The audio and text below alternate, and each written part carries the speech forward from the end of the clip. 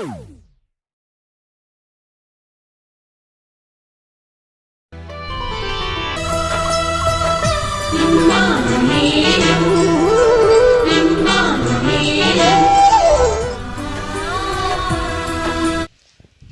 ఘనమైన నామమునకు స్తోత్రములు కలుగునుగాక. ఆమేన్. హల్లెలూయా. ప్రభువును మన రక్షకుడైనటువంటి యేసుక్రీస్తు ప్రభు నామం పేరట అనుగ్రహించబడినటువంటి ఈ దినములో మనమంతా చేరివచ్చుటకు ప్రభు సహాయం చేసినందువలన ప్రభువుకు మొట్టమొదటిసారిగా నా స్తుతులు చెల్లిస్తున్నాను. అలాగే నన్ను ఇలాగా 7వ శుక్రవారము 7 మాటలు పలికే రోజున మొదటి మాట పలికింప చేయుటకు దేవుని మాటలు అందించడానికి ఆహ్వానించేటువంటి పాస్టర్ గారికి, పాస్టమ్మ గారికి, వారి తల్లి గారికి, సంఘ సభ్యులందరికీ ప్రభువైన యేసు నామములో వందనాలు తెలియపరుస్తున్నాను. గారు అపోస్తుల కార్యములు 3వ అధ్యాయము 17-18 వాక్యాలు చదువుకుందాం. 20 వాక్యం చదువుదాం. అపోస్తుల కార్యములు 3వ అధ్యాయము 17, 18, 20 వచనాన్ని. సహోదరులారా, మీరును మీ అధికారులను తెలియక చేసితిరని నాకు తెలియను. అయితే దేవుడు తన క్రీస్తు శ్రమ పడునని సమస్త ప్రవక్తల నోట ముందుగా ప్రచురపరచిన విషయములను ఇలాగూ నెరవేర్చిన. 20 వాక్యము. మీ కొరకు నియమించిన క్రీస్తు యేసును ఆయన పంపునట్లు మీ పాపములు తుడుచువేయబడి నిమిత్తము మారు మనసు నొంది తిరుగుడి. దయచేసి మా ప్రభువును మనల్ని ప్రేమించినటువంటి దేవుడు జగత్తు పునాది వేయబడక ముందే ఈ 2021వ సంవత్సరంలో ఇలాగా ఇమ్మానుయేల్ హీలింగ్ ప్రేయర్ మినిస్ట్రీ ద్వారా జరిపించబడుతున్నటువంటి 7వ శుక్రవారములో 7 మాటలు ధ్యానం చేయడానికి ఆయన ముందుగా నిర్ణయించింది ఈరోజు మనం జరిపించుకుంటున్నాం. ఆయన లెక్కలో, ఆయన దృష్టిలో మనం ఉన్నాం కాబట్టి ఇలాగ కొనసాగడానికి ప్రభు మనకి ఆయుష్ను, ఆరోగ్యము, శక్తి, బలములను ఇచ్చారు. అందుకు దేవునికి ఎంతైనా మనం స్తుతి చెల్లించబద్దులమై ఉన్నాం. ఇక రాయబడిన మాట ప్రకారంగా పేతురు, యోహాన్లు దేవుడు వారి ద్వారా జరిగించిన కార్యములో ఓ కుంటివాడు బాగుపడ్డాడు. ఆ కుంటివాడు బాగుపడ్డగా ఆ ప్రాంత ప్రజలందరూ ఆశ్చర్యపడుతుంటే అప్పుడు పేతురు గారు మాట్లాడిన మాటల్లో ఒక మాట ఏంటంటే, సహోదరులారా, మీరును మీ అధికారులను తెలియక చేసితిరని నాకు తెలియను. తెలియక చేసితిరి అన్న విషయాన్ని పేతురు గారు, అపోస్తలుల్లో ఒకరైనటువంటి పేతురు గారు మరలా ఆ మాట ఉపయోగించారు. యేసు ప్రభువు వారు తెలియక అన్న మాటను ఎలాగైతే సిలువలో మొదటి మాటగా పలికారో ఆ మాటకు సాదృశ్యంగా ఈరోజు అపోస్తల కార్యం 3వ అధ్యాయంలో పేతురు గారు ఆ కుంటివాడు బాగుపడినట్టు అందరూ ఆశ్చర్యపడుతుంటే వారందరి దృష్టిలో ఆ మాటను మరలా చెప్తున్నారు. మీరును మీ అధికారులు ఏం చేశారు? లోకములకి పంపబడిన సృష్టికర్త, అందరికి క్షేమాభివృద్ధి కొరకు ప్రయాసపడ్డ యేసు ప్రభువుని తెలియక చిలువ వేసితిరి, తెలియక హింసించితిరి అన్న ఉద్దేశాన్ని పేతురు గారు మాట్లాడుతున్నారు. చూడండి, ఆ మాట మొదటి మాటగా లూకా సువార్త 23వ అధ్యాయము 35వ వాక్యంలో రాయబడిన 34వ వచనంలో రాయబడిన మాట ఆ మాటే చూడండి. యేసు ప్రభు వారు శిలువలో 2021 సంవత్సరముల కిందట ఆకాశానికి భూమికి మధ్యలో వేలాడుతూ శిలువలో 3 మేకుల మీద తలలో ముళ్ళ కిరీటము, ప్రక్కలో బల్లెపోటు, వీపంతా కొరడా దెబ్బలతో 2021 సంవత్సరం క్రితం మనందరి నిమిత్తము ఎండ వేళలో ఆకాశానికి భూమికి మధ్యలో వేలాడారు. ఆ వేలాడినటువంటి ఆ మేకుల మీద ఉన్న యేసు ప్రభు పలికిన మొదటి మాట, శిలువలో నుండి పలికిన మొదటి మాట చదువుదాం. 23:34. యేసు, తండ్రి, వీరు ఏమి చేయుచున్నారో వీరు తెలియదు గనక, లేక వీరు ఎరుగరు గనక వీరిని క్షమించుమని చెప్పాను. హల్లెలూయా. గమనించండి, ఈ మొదటి మాట దేన్ని సూచిస్తుందంటే, యేసు ప్రభు వారు పలికిన మొదటి మాట దేన్ని సూచిస్తుందంటే పాప క్షమాపణ నిమిత్తమైన ప్రార్థన. యేసు ప్రభు వారు సెలవులో పలికిన మొదటి మాట దేన్ని సూచిస్తుంది చెప్పండి? అలో మాట్లాడాలి. మీరు ఎక్కువ చూడకుండా, వచ్చే వాళ్ళని పోయే వాళ్ళని గమనించకుండా, కూర్చున్న వాళ్ళని గమనించకుండా మీ దృష్టి అంతా దైవ సేవకులు మాట్లాడుతున్న మాట వైపే ఉండాలి. హల్లెలూయా. దేవుడు 2 కన్నులు ఇచ్చాడు, 2 చెవులు ఇచ్చాడు. ఎందుకు? ఒక చెవుతో విని ఒక చెవుతో విడిచిపెట్టడానికి. అవునా? కాదు కాదు కాదు. 7 దైవ సేవకులు, 7 దేవుని పక్షంగా నిలబడి మాట్లాడే ప్రతి మాట, ఏ మాట అయినా నాకు ఉపయోగకరంగా ఉంటుందా అని 2 చెవులు పెట్టి జాగ్రత్తగా వినటానికి. హల్లెలూయా. కాబట్టి యేసు ప్రభు శివలో పలికిన మొదటి మాట, తండ్రి వీరేమి చేయుచున్నారో వీరు ఎరుగరు గనుక వీరిని క్షమించుము అని చెప్పాను. పలకండి, మీరు పలకండి. తండ్రి, అందరూ తండ్రి, అందరూ తండ్రి, అందరూ తండ్రి, తండ్రి వీరేమి చేయుచున్నారో వీరు ఎరగరు గనుక వీరిని క్షమించుము. ఈరోజు మీకు 7 మాటలు వచ్చేయాలి. 7 మాటలు మీరు నేర్చుకుని వెళ్ళాలి. ఎందుకు పోయినామయ్యా అంటే చికెన్ బిర్యానీ తిండికి పోయినా అనకూడదు. మీరు 7 మాటలు నేర్చుకొని వెళ్ళాలి. ఇంట్లో మీరు మీ పిల్లలు పలకాలి. మొదటి మాట, తండ్రి వీరేమి చేయుచున్నారో వీరు ఎరుగరు గనక వీరిని క్షమించుమని పలకటానికి నీవు నేర్చుకోవాలి. అంత జాగ్రత్తగా వినాలి. నిద్రాపూర్వకంగా వినకూడదు. ఏ పూర్వకంగా వినాలి? ప్రార్థనాపూర్వకంగా వినాలి. నిద్రాపూర్వకంగా వినకూడదు, ప్రార్థనాపూర్వకంగా వినాలి. కాబట్టి దైవచనం, మా తండ్రి వీరేమి చేస్తున్న వీరిని క్షమించుమన్న మాట ప్రార్థనకు సూచనగా కనబడుతుంది. యేసు ప్రభు గుణం ఏంటంటే ఏమి చెప్తాడో దాన్నే చేస్తాడు, ఏమి చేస్తాడో దాన్నే చెప్తాడు. ఆయన చెప్పిందే చేసేవాడు. చూడండి, కొండ మీద ప్రసంగములు చెప్పాడు యేసు ప్రభు వారు ప్రసంగం చేస్తూ. 5వ అధ్యాయం మత్తయి సువార్త 5వ అధ్యాయం 44వ వచనం చెప్పారు యేసు ప్రభు వారు. యేసు ప్రభు తత్వము, యేసు ప్రభు గుణము, యేసు ప్రభు లక్షణము, యేసు ప్రభు మనసంత ఏంటంటే తాను ఏమి చెబుతాడో దాన్నే చేస్తాడు. ఆయన తత్వం ఏంటంటే చెప్పిందే చేసేవాడు. ఆయన ఒకటి చెప్పి ఒకటి చేసేవాడు కాదు. ఆయన తాను ఏం ప్రసంగించాడో, ఏమి చెప్పాడో దాన్ని చేసి చూపించేవాడు. చూడండి అన్నమాట, మత్తయి సువార్త 5:44. నేను చెప్పున్నది ఏమనగా, మీరు పరలోకమందున్న మీ తండ్రికి కుమారులై ఉండినట్లు మీ శత్రువులను ప్రేమించుడి, మిమ్మును హింసించుచున్న వారి కొరకు ప్రార్థన చేయుడి. చాలు, థ్యాంక్ యూ అమ్మ. హల్లెలూయా. యేసు ప్రభు వారు కొండ మీద ప్రసంగం చేశారు. మత్తయి సువార్త 5, 6, 7 అధ్యాయాలు ఆయన శిష్యులకు, జన సమూహాలకి బోధించిన మాటలు. ఆ మాటల్లో ఒక మాట, అయ్యా మీరు వింటున్నారు కదా, మీరు కూడా మీ దిన జీవితంలో, మీ యొక్క క్రైస్తవ జీవితంలో, విశ్వాస జీవితంలో శత్రువులను ప్రేమించండి, మిమ్మల్ని హింసించు వారి కొరకు ప్రార్థన చెయ్యండి. అదే యేసు ప్రభు వారు శిలువలో వేలాడుతూ చేసిన మొదటి ప్రార్థన. ఆయన హింసిస్తున్నారు. ఎలా హింసించారు? మత్తయి సువార్త, యోహాను సువార్త 19వ అధ్యాయము 1, 2, 3 వాక్యాలు చదవండి దయచేసి. యోహాను సువార్త 19వ అధ్యాయం 1, 2, 3 వాక్యాలు చదవండి ఒకసారి. అంతగా హింసిస్తున్నారు, అంతగా శ్రమ పెడుతున్నారు, అంతగా ఆయన్ను బాధ పెడుతున్నారు. ఆయన చెప్పింది, మిమ్ములను హింసించుచున్న వారి కొరకు మీరు దూషణ చెయ్యండి, దుమ్మెత్తిపోయండి, కాళ్ళు చేతులు విరిగిపోయినట్టుగా శపించండి అని చెప్పాడా? నీ చేతులు ఊడిపోను గాక, నీ కాళ్ళు ఊడిపోను గాక, నీ మెడలు పడిపోను గాక, నడాలు ఇరిగిపోను గాక అని చెప్పమన్నాడా? లేదు, హింసిస్తున్న వారి కొరకు ప్రార్థించండి అన్నాడు. చెప్పిందే చేసేవాడు ఆయన.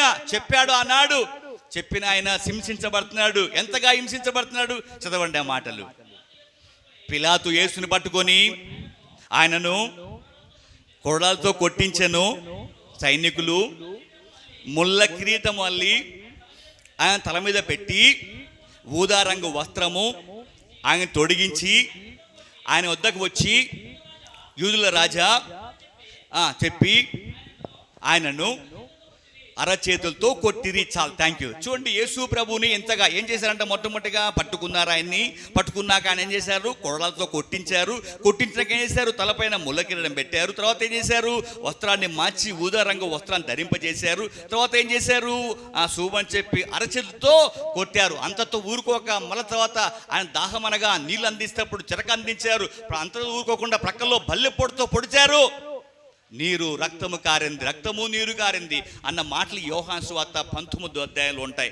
దైవజనమా, యేసు ప్రభు 2021 సంవత్సరం క్రితం ఈ లోకములో ఆయన అంతగా శ్రమపరచబడ్డాడు.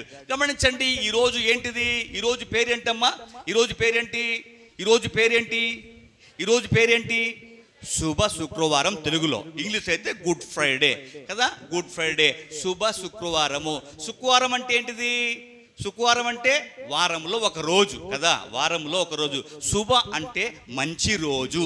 యేసుక్రీస్తు ఎండలో, యేసుక్రీస్తు శిలవలో 3 మేకుల మీద వేలాడుతూ, ప్రక్కలో బల్లెపోటు, వీపంతా కొరడా దెబ్బలు, 39 కొరడా దెబ్బలు, తలలో ముళ్ళ కిరీటము, ఇదంతా పెట్టి ఆయన సర్వ మానవాళి కోసం చనిపోయి సమాధి చేయబడితే, ఒక వ్యక్తి చనిపోతే అది శుభదినమా? అది మంచి దినమా? మన ఇళ్లలో ఎవరన్నా మన అలాగే యేసు ప్రభులాగా సిలువ వేయబడి చనిపోతే సంతోషించే రోజుగా ఉంటుందా? అది కాదు. శుభదినము కాదది, శుభ శుక్రవారం కాదది.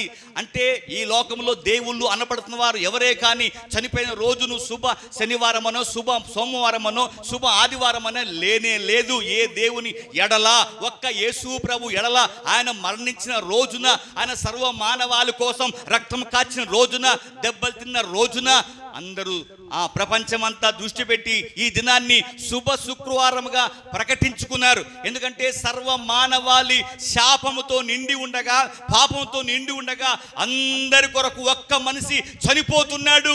ఇది అందరికీ శుభదినము, అందరికీ శుభ శుక్రవారముగా ప్రకటించుకొని ఆచరిస్తూ ఉన్నారు. హల్లెలూయా. అయితే ఒక్క మాట, నాకున్న సమయాన్ని బట్టి, ఇంతగా యేసు ప్రభు చనిపోని కారణాలు ఏంటి? ఇంతగా యేసు ప్రభు లోకములో ఎవరే గాని చనిపోని రీతిగా, ఎవరే గాని రక్తం కాచినంత రీతిగా, ఎవరే గాని దెబ్బలు తిన్నంత రీతిగా చనిపోనికి కారణం ఏంటి? కేవలం పండగ చేసుకునే కోసమా? సంవత్సరానికి ఒకసారి కేవలము ఆ మాటల్ని జ్ఞాపకం చేసుకునే కోసమా? ప్రపంచమంతా నిర్ణయించింది, ఆలోచించింది ఏదో ఆచారబద్ధంగా ఆచరించడానికి కోసమా? ఎందుకు? అసలు దాని వెనకల ఉన్న దాగి ఉన్న రహస్యం ఏంటి? అందరి పట్ల కలిగి ఉన్న ఉద్దేశం ఏంటి? అందుకేంటాడు, సర్వ మానవాళి పక్షంగా కలిగి ఉన్న ఉద్దేశాలు హానికరమైనవి కాదు కానీ అందరికీ అవన్నీ కూడా శుభదినములే అన్న మాటలు బైబిల్లో ఉంటాయి. దేవుని ఉద్దేశాలు మంచి ఉద్దేశాలుగా ఉంటాయి కనుక అస్సలు ఆయన చనిపోని కారణం ఏంటి? అంతగా దెబ్బలు తిని కారణం ఏంటి? అంతగా రక్తం కాచని కారణం ఏంటి? చూడండి, ఏ పేతురు గారు అపోస్తుల కార్యంలో మాట్లాడారో ఆ పేతురు గారే తన పత్రిక రాస్తూ అసలు విషయాన్ని బయటపెట్ట. చూడండి, అంతగా యేసు ప్రభు శ్రమ పట్టబడ్డానికి, అంతగా సిలువలో పలకాల్సిన మాటలు, తండ్రి వీరేమి చేయుచున్నారో వీరు ఎరగరు గనుక వీరిని క్షమించుమని పాప క్షమాపణ నిమిత్తము ప్రార్థనా రూపంగా ఆ మాట పలకడానికి కారణం ఏంటి అని చూస్తే, పేతురు రాసిన మొదటి పత్రిక 2వ అధ్యాయము 21 నుంచి 24 వరకు చదువుదాం.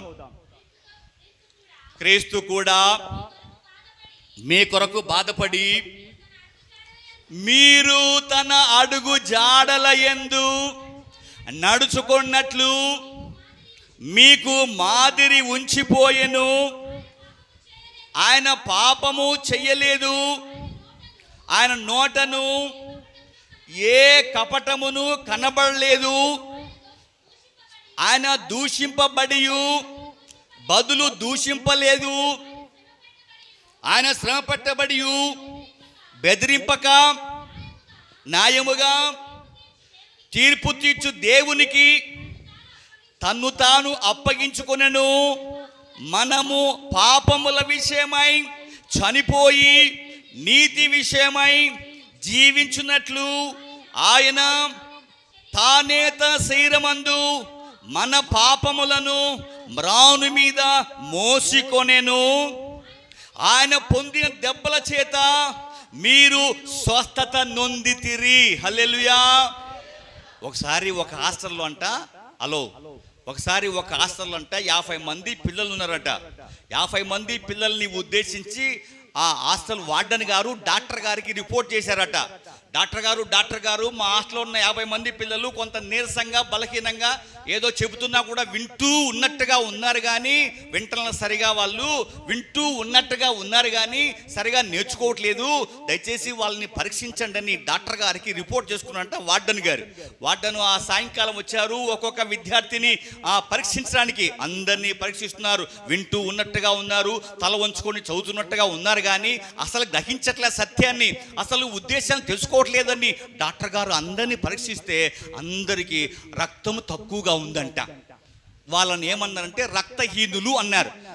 రక్తహీనులను బట్టి ఆ డాక్టర్ గారు ఉద్దేశించి, అమ్మా అయ్యా వార్డెన్ గారు మీ పిల్లలు వింటూ ఉన్నట్టుగా ఉన్నారు, మీ పిల్లలు చదువుతున్నట్టుగా ఉన్నారు, గ్రహించట్లే, దాన్ని నేర్చుకోవట్లేదు, ఆ ప్రకారంగా వారు మార్కులు పొందట్లేదు కాబట్టి రక్తం తక్కువగా ఉందయ్యా, అందరికి రక్తం పట్టించాలి అన్నారంట డాక్టర్ గారు.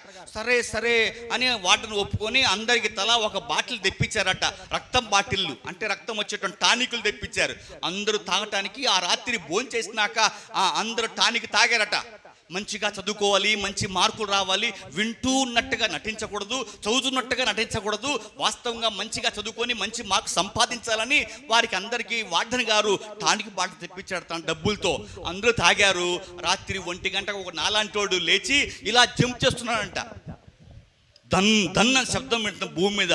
పక్కోడు ఏం రా 1 గంటలు జంప్ చేస్తున్నావంటే టానిక్ తాగినారా అంట. మేము తాగినంలో పోయి నువ్వు ఒక్కడివేగా తాగింది అన్నా అంట పక్కోడు. లేదురా, తాగే ముందు నేను టానిక్ మీద రాసిన మాటలు చదవలేదురా, నేను ఏముందిరా దాని మీద ఉందంటే టానిక్ తాగే ముందు బాగా షేక్ చేసి తాగాలంట కదరా, అప్పుడు షేక్ చేయలే, ఇప్పుడు షేక్ చేస్తున్నారా అన్నా అంట. ఉపయోగం ఉంటుందా? కనుక ఏలియా పాస్టర్ గారు మిమ్మల్ని ప్రేమించి దేవుని మాటల ద్వారా మీరులో మార్పు రావాలని, మీరు ఆ విన్న మాట ప్రకారంగా చదివిన దాని ప్రకారంగా ప్రభు కొరకు సాక్షులుగా బ్రతకాలని ఏర్పాటు చేశారు. ఇవి ఏదో కాలక్షేపం కోసం కాదు, ఏదో టైంపాస్ కోసం అసలే కాదు. వింటూ ఉన్నట్టుగా ఉండొద్దండి, చదువుతున్నట్టుగా ఉండొద్దండి, వినండి, సత్యం గ్రహించండి. ప్రభు ఎలాగైతే తండ్రి వీరేమి చేయుచున్నారో వీరిని క్షమించమని ప్రార్థన చేశారో, నీవు నేను కూడా మనల్ని బంధువులు, సంఘ బిడ్డలు, లేకపోతే తోటివారు, ఇరుగు పొరుగు వారు మాటలతో దూషిస్తారు, మాటలతో హాని చేస్తారు. అలాంటి వారి కొరకు ప్రతిస్పందించక, తిరిగి వారికి హాని చేయక, తిరిగి వారిని దూషించక నువ్వు ప్రార్థనలో వారిని కూడా క్షమించాల్సినది విధానం ఉండాలనే యేసయ్య శిలువలో ఆ మాట పలికాడు.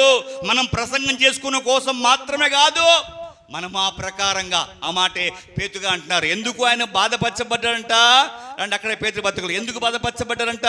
క్రీస్తు కూడా మీ కొరకు బాధపడి మీరు తన అడుగు జాడల యందు నడుచుకున్నట్లు, జాతి, మత, కుల విచక్షణ భేదం లేకుండా, సంఘ భేదం లేకుండా, ప్రాంత భేదం లేకుండా, కాలనీ భేదం లేకుండా, రంగు భేదం లేకుండా, ఎత్తు పొట్టి భేదం లేకుండా, మనిషి అని పిలువబడుతున్న అందరూ తన అడుగు జాడలలో నడుచుకోవటానికే యేసయ్య శిలువలో బలి అయినాడు.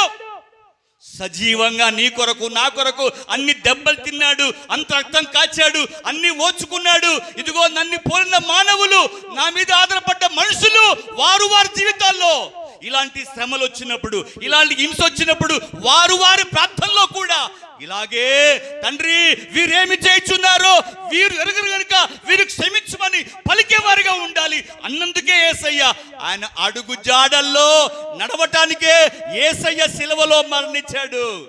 అంతే తప్ప ఏదో ఒక సినిమా తీయడం కోసం కాదు, ఒక సంవత్సరం మాత్రమే జ్ఞాపకం చేసుకోవడం కోసం కాదు, ఆయన అడుగు జాడల్లో నడవాలి. అందుకే యేసయ్య మరణించాడు, అందుకే అంత దెబ్బలు తిన్నాడు, అందుకే రక్తం కాచాడు. ఒకటి ఆయన అడుగు జాడలు నవ్వటానికి, రెండోది ఎందుకంట అక్కడే ఆయన దూషించబడి బదులు దూషింపలేదు, ఆయన శ్రమ పెట్టబడి బెదిరింపక న్యాయము తీర్చు దేవునికి తన్ను తాను అప్పగించుకొనెను. మనము పాపముల విషయమై చనిపోయి నీతి విషయమై జీవించున్నట్లు. చప్పలు కొట్టిన అందరి గట్టిగా హల్లెలూయా హల్లెలూయా. ఎందుకు యేసు ప్రభు మరణించారంట? ఎందుకోసం యేసు ప్రభు అంతగా దెబ్బలు తిన్నారంట? ఎందుకోసం యేసు ప్రభు తలలో ముళ్ళ కిరీటం పెట్టుకున్నారట?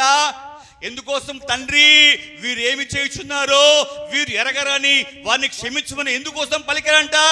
సర్వ మానవాళి యొక్క పాపముల విషయమై చనిపోయి నీతి విషయమై జీవించున్నట్లు.